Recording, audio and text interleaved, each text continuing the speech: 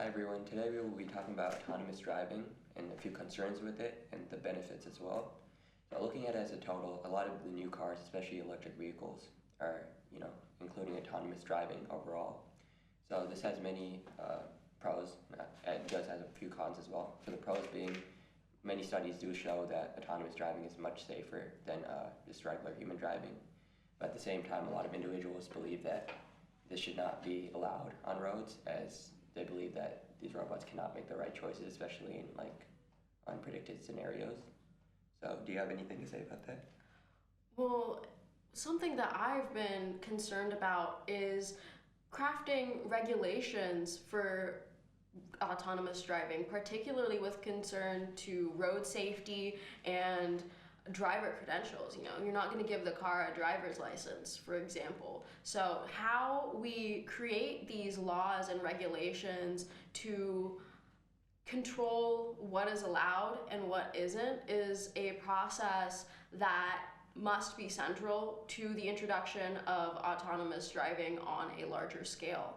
And when it comes to the benefits, of course, I've also been very much thinking about the benefit that it can bring to people with disabilities who might not be able to drive regularly. For example, people who have prosthetic limbs or various limb deformations or inability to use them in such a way that would allow them to drive, or even people who are legally blind and the elderly may be able to get themselves around using autonomous driving, especially since in the United States it's very hard to become a independent and autonomous individual without the ability to drive around. What do you think about the social impacts of autonomous driving? Yeah, for sure. So people with disabilities, all that, it does help them a lot, being able to get to place to place without relying on another individual, or being able to book an Uber every time or do something along those lines. For sure saves a lot of money and makes it much easier for them. And it's already implemented in places like, Texas. They already have this robot taxis driving around with no driver at all. So I do believe that it could be a really safe option if it just certain individuals do, go against it. I feel like that should not prevent people from being able to use autonomous vehicles as their choice. The production of autonomous vehicles is something which is increasing as time goes on, and as they begin to integrate with the roads and highways filled with regular human drivers, we must also consider how human drivers may experience co-driving with autonomous drivers, because it's two different experiences and it's two different instincts, so to speak. How does the human instinct compare with the robot instinct, especially since these two entities have to coexist on roads? And how do lawmakers plan to craft their policy in order to address autonomous driving concerns?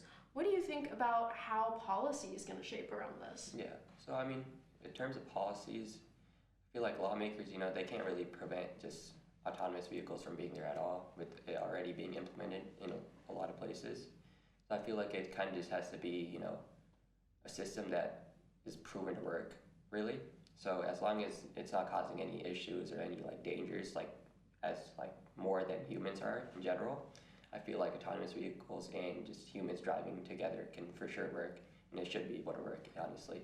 But I feel like one of the main issues is whenever an autonomous vehicle makes a mistake, it gets, exaggerated a lot more than when a human does.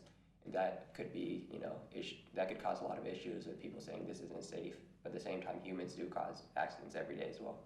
So it's kind of has to be like a fine line between those, being able to compare that. Robots can make mistakes too, but as long as they're keeping it safer than humans in general, it should be allowed.